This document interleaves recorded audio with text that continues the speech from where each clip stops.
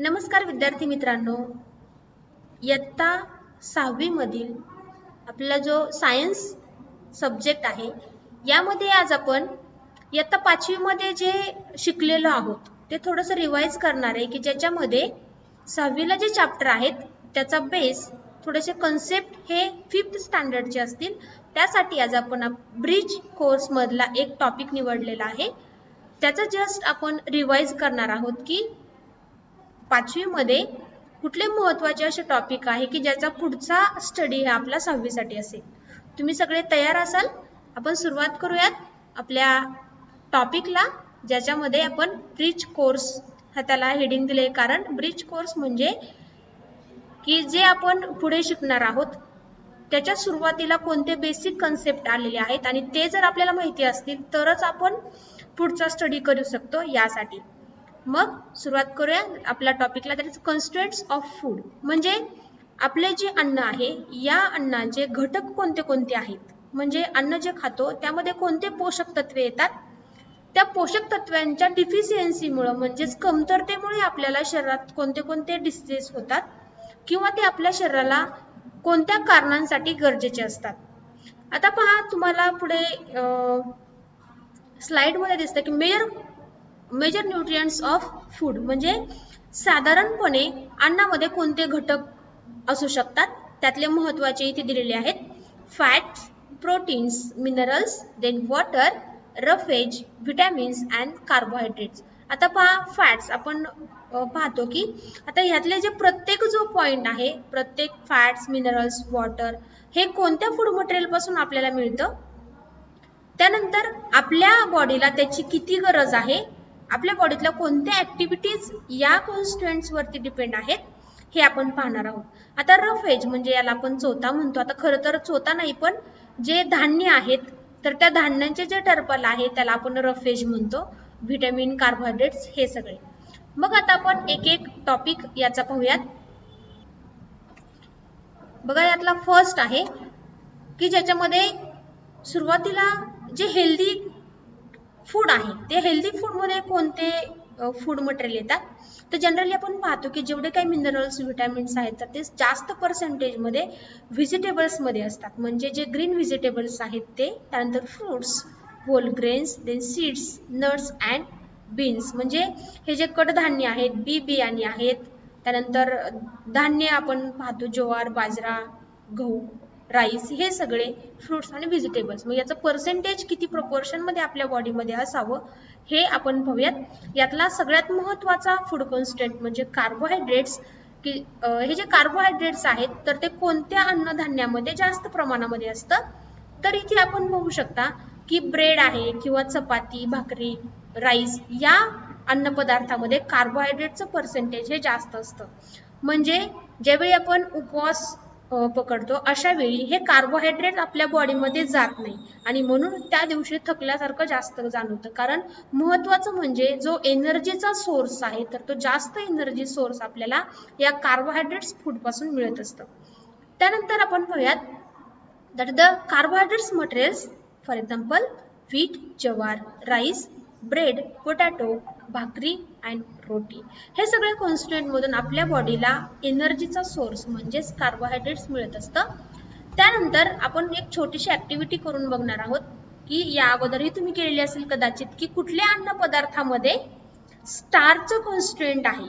Starch माहिती तुम्हाला की तुम्ही पोटॅटो जर कट केला थोड्या वेळापर्यंत जर तसाच एअर मध्ये एक्सपोज केला तर तो व्हाईट कलरचा आपल्याला दिसतो, म्हणजे जे व्हाईट कलर वरती त्याच्यावरती येतं तर ते स्टार्च असतं।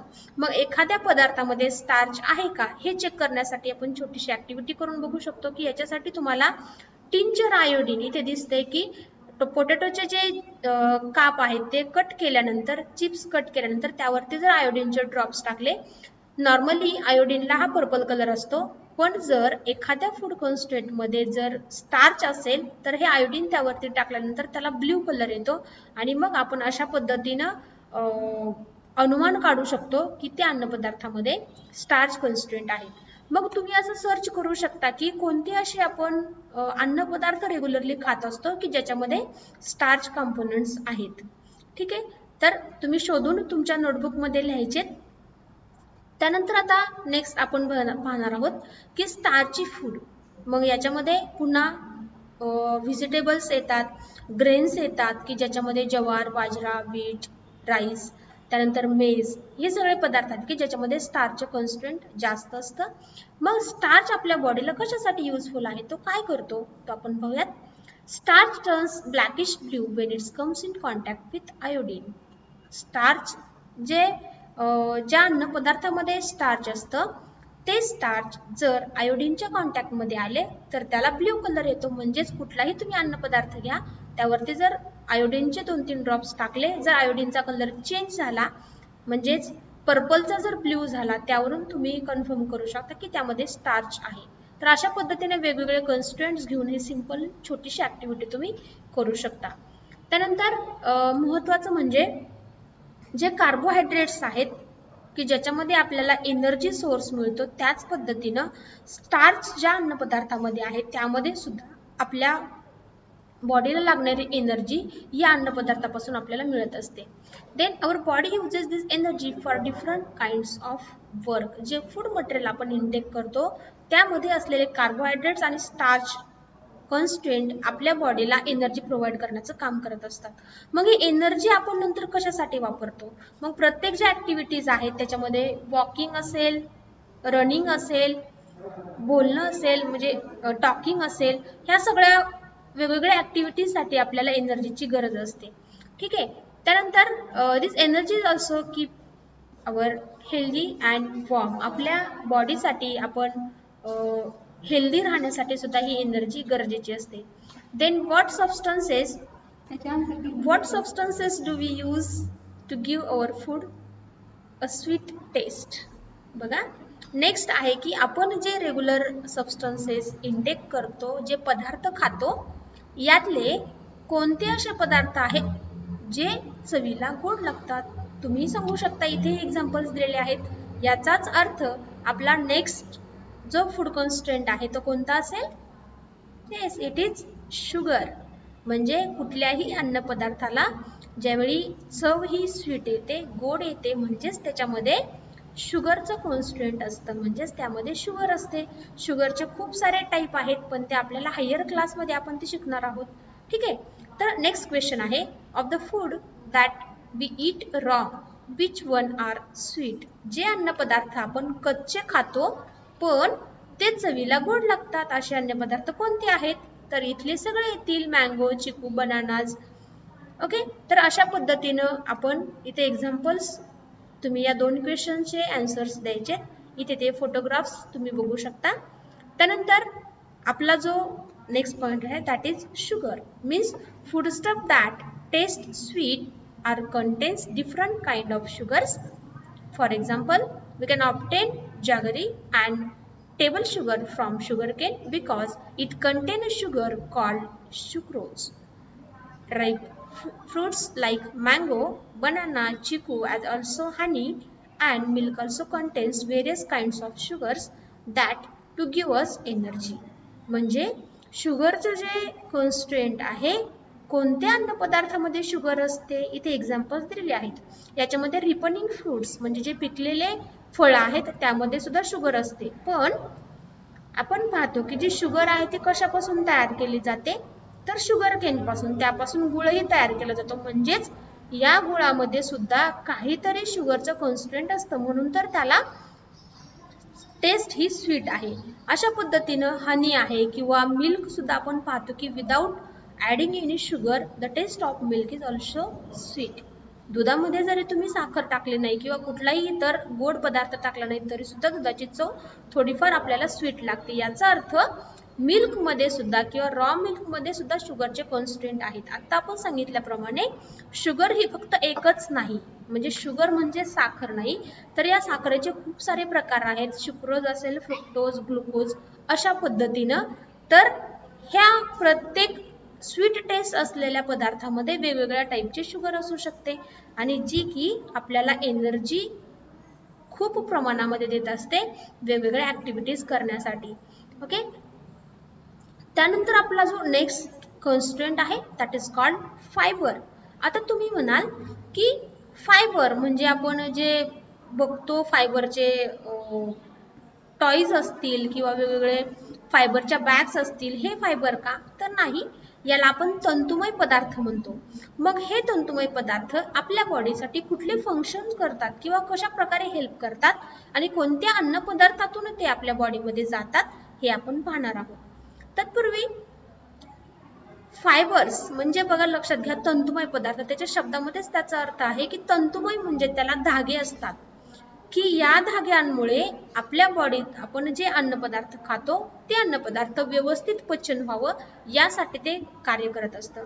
शिवाय आपण पाहतो की फूड इंटेक केल्यानंतर म्हणजेच घास हा तोंडात घेतल्यानंतर त्याच्यामध्ये जर फायबरस पदार्थ असतील, तंतुमय पदार्थ जर असतील, तर ते आपल्या माउथ मधून डायजेशन सिस्टीम पर्यंत व्यवस्थित जाण्यासाठी हेल्प करत असतात.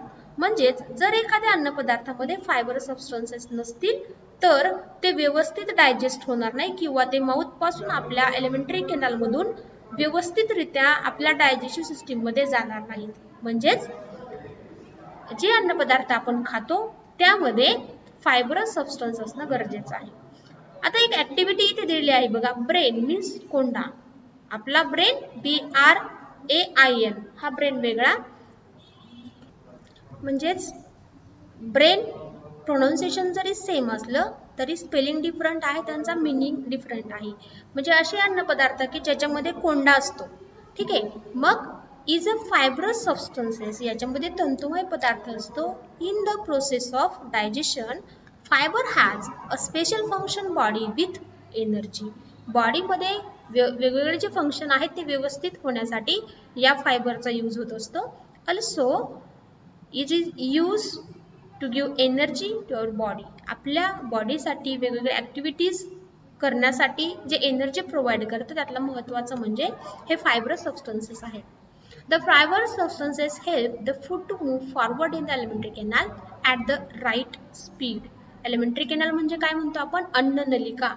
फूड मटेरियल आपण माउथ मध्ये घेतल्यानंतर ते चिविंग करून ते ज्यावेळी आपल्या पोटामध्ये जातं ते आपल्या अन्न नलिकेद्वारे जातं. मग या अन्न नलिकेमधून एक व्यवस्थित वेगानं हे फूड मटेरियल आपल्या डायजेशन सिस्टीम पर्यंत जाण्यासाठी फायबर सबस्टन्सेस हेल्प करत असतात.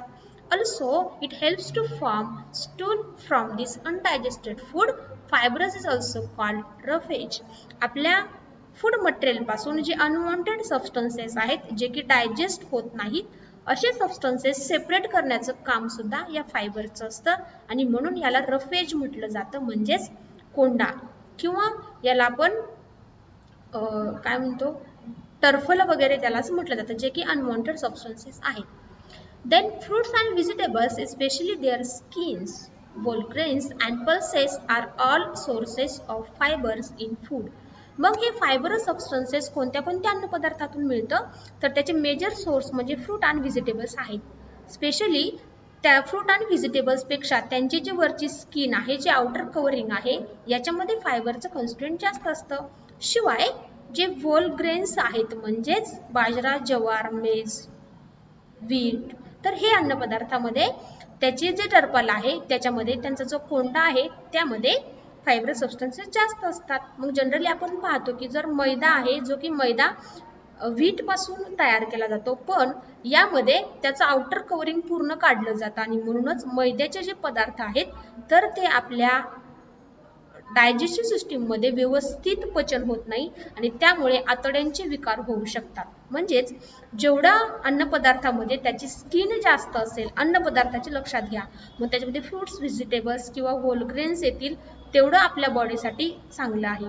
तर अशा पद्धतीनं आपला जो हा ब्रिज कोर्स मधला आपण निवडलेला महत्त्वाचा टॉपिक म्हणजेच कन्स्टेंट्स ऑफ फूड, अशा आपण कार्बोहायड्रेट्स, फॅट्स, स्टार्च आणि फायबर सबस्टन्सेस पाहिले आहेत. पुढच्या लेक्चरमध्ये आपण यापुढचा पार्ट म्हणजेच प्रोटीन, व्हिटॅमिन्स आणि कार्बोहायड्रेट्स पाहणार आहोत, जो की आपण आता 6th स्टँडर्डमध्ये जो कन्स्टेंट्स ऑफ फूड आहे त्याचा पुढचा पार्ट शिकणार आहोत. चला तर मग भेटूया पुढच्या लेसनमध्ये. तोपर्यंत बाय बाय, टेक केअर.